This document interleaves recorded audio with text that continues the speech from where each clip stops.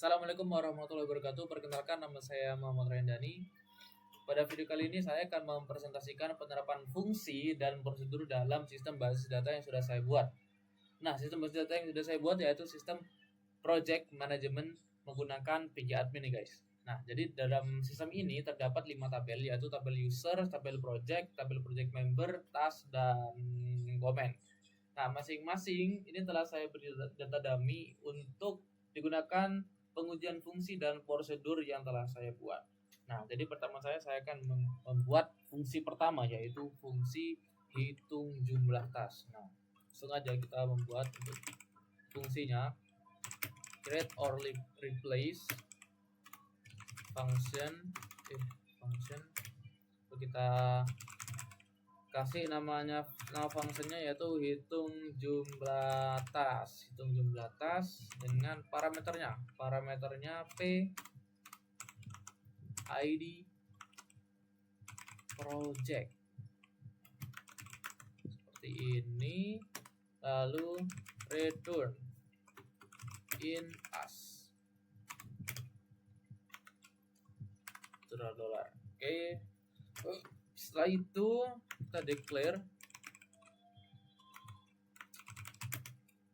total task in. Nah, lalu begin dan select count. Di sini kita akan menghitung ya teman-teman ya, dengan count into total task dari from ya task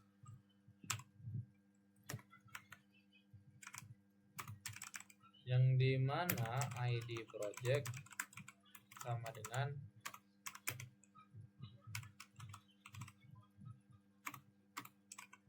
ID project. Nah, seperti ini teman-teman, jangan lupa titik komanya. Setelah itu kita return saja total task, titik koma dan n.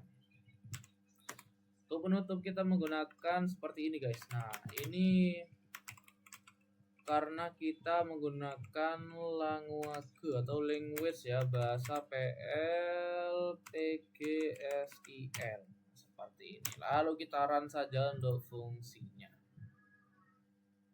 Ini ada error guys. Oh, ternyata kurang S-nya teman-teman ya. Apa ini? Ya Allah, salah teman-teman ya. PLPGSIL. Nah, lalu kita sudah meng-create untuk functionnya. Jadi sini saya akan menjelaskan ulang ya teman-teman ya, untuk lebih jelasnya ya teman-teman. Di sini untuk baris pertama kita akan menjelaskan per baris-barisnya teman-teman ya. Nah, di sini saya membuat untuk function baru, yaitu function jumlah tas. Nah, dengan parameter ID PID project. Nah, ini berfungsi untuk menampung ID project yang ingin dihitung tasnya teman-teman. Nah, lalu kita return yang dimana fungsi ini mengembalikan nilai berupa integer, hasil akhirnya yaitu tas, jumlah tas. Karena kan kalau misalnya integer kan kita identik ke jumlah, seperti itu teman-teman ya. Lalu declare, di sini kita mendeklarasikan ya, mendeklarasikan sebuah variabel, yaitu variabelnya total task. Jadi kita mendeklarasikan variabel total task ini untuk menyimpan hasil perhitungan dari query, seperti itu teman-teman. Nah, begin ini kita membuka awal blok. Nah, awal blok utama fungsinya. Nah, yang dimana fungsinya itu seperti ini teman-teman. Nah, untuk select count, nah ini menghitung jumlah tas berdasarkan ID project. Berdasarkan ID projectnya teman-teman ya. Nanti dikirim ke fungsi dan hasilnya disimpan ke dalam variabel total task, direturn ke total task seperti itu teman-teman. Nah, lalu di sini seperti biasa, seperti yang tadi saya jelaskan, yaitu penutup blok fungsi dan menentukan bahwa kode ini semua ditulis menggunakan bahasa PL PGSIL. Nah, seperti itu teman-teman ya, seperti tadi yang sudah saya jelaskan. Nah, di sini kita sudah successful ya teman-teman ya. Oleh karena itu langsung saja untuk eksekusi fungsinya teman-teman. Aduh, jatuh teman-teman ya. Mohon maaf ya. Mohon maaf, ada kesalahan. Ada kesalahan, mohon maaf ibu. Mohon maaf teman-teman yang nonton ya, mohon maaf juga ibu dosen karena ada ketidaksengajaan. Oke, langsung aja untuk select, hitung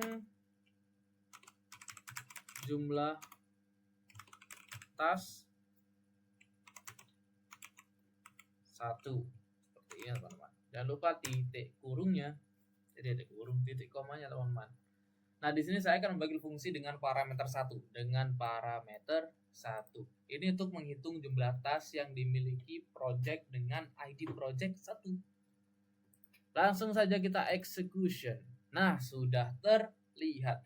Nah, di sini ada menunjukkan angka 8 ya teman-teman. Artinya project yang dengan ID 1 itu memiliki 8 tas guys di tabel tas. Nah, jadi seperti itu ya teman-teman ya. Nah, jadi yang fungsi yang pertama ini itu sangat berguna, itu untuk mengetahui jumlah pekerjaan dalam suatu project secara otomatis. Nah, dengan begitu kan manajer project nanti tidak perlu menghitung manual jumlah tas di setiap projectnya. Nah, seperti itu teman-teman. Oke, jadi untuk fungsi ke-1 kita sudah selesai. Lanjut kita untuk ke bagian prosedur. Nah, di bagian prosedur ini ada prosedur tanpa project. Nah, pada prosedur tanpa project ini langsung aja kita jelaskan sambil mengcoding atau mengetik ya teman-teman. Nah, di tambah project ini prosedur yang saya buat ini untuk menambahkan, intinya tuh untuk menambahkan data project yang baru nanti ke dalam project secara otomatis, ke tabel project itu yang secara otomatis guys. Oke.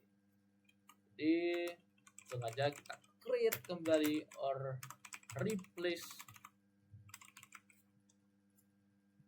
Agak belok ini guys kameranya. Replace prosedur, karena kita akan create prosedur ya teman-teman ya. Kita kasih nama tambah project. Tambah project, jangan lupa seperti ini ya. Kita langsung aja tulis semuanya dulu teman-teman ya. Parameternya. Varchar start. Sebentar. Jangan sampai salah ketik teman-teman ya.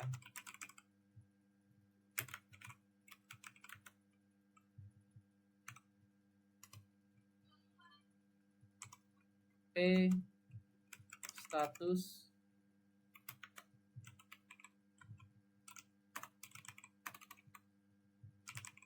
varchar. Selanjutnya nih sampai selesai ya teman-teman ya.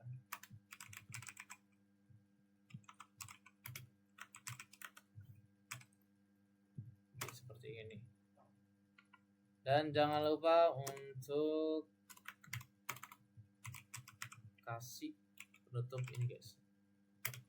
Bahasa PL PG SIL.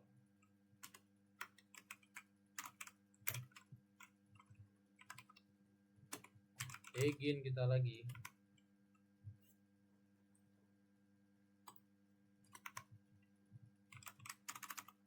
Insert into. Nah, seperti ini teman-teman ya. Project. Kita masukkan to project. For name, start date, lalu end date, lalu manager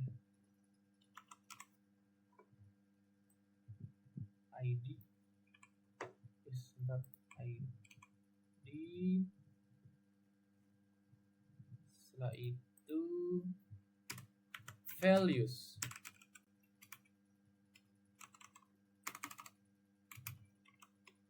Nah, seperti ini ya teman-teman. Oke, project name, start,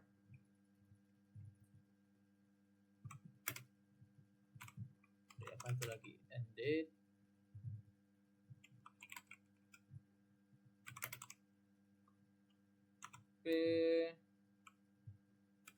status,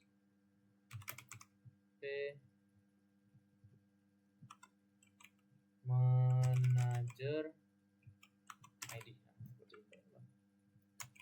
Jangan lupa titik komanya. Nah, setelah itu kita raise notice dengan kata-kata seperti ini teman-teman. Project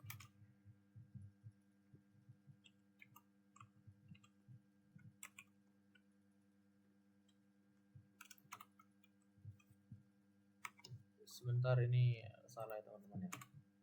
Nah, berhasil ditambahkan. Nah, seperti itu. Nah, setelah ini itu ke project name.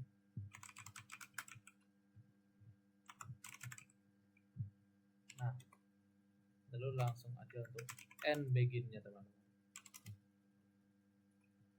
Oke.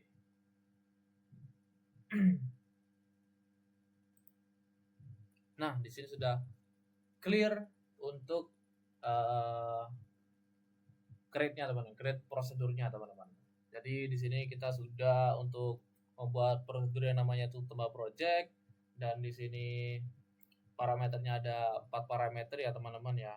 Yaitu ada nama project, tanggal mulai project, ada tanggal selesai projectnya juga. Dan ada sebentar, ini sepertinya kurang satu teman-teman ya. Untuk end date ini belum kita seek end date sini teman-teman. End date. Nah, end date ini tipenya D. Oke, seperti ini teman-teman.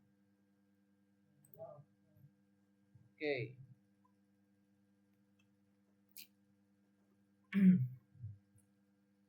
Nah, jadi setelah itu untuk insert into project ya, insert into project yang ini sampai values. Nah, ini akan menambahkan data baru project menggunakan nilai dengan parameter yang dikirim. Nah, seperti itu ya teman-teman ya. Oke, jadi kita langsung aja eksekusi karena sudah successfully kita call. Prosedur kita menggunakan call ya teman-teman ya. So, kita tambah project seperti ini teman-teman. Langsung aja kita kasih nih projectnya nih. Kita kasih projectnya nih. Aplikasi apa ya, aplikasi manajemen lah. Manajemen kasir. Seperti ini teman-teman. Lalu setelah itu kita isi untuk date-nya teman-teman. 2025 10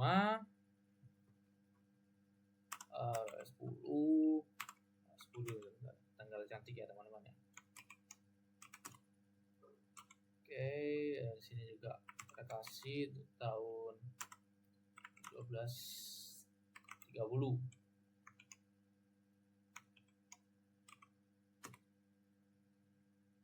Untuk statusnya ini masih on progress. Nah, gitu teman-teman ya. On progress.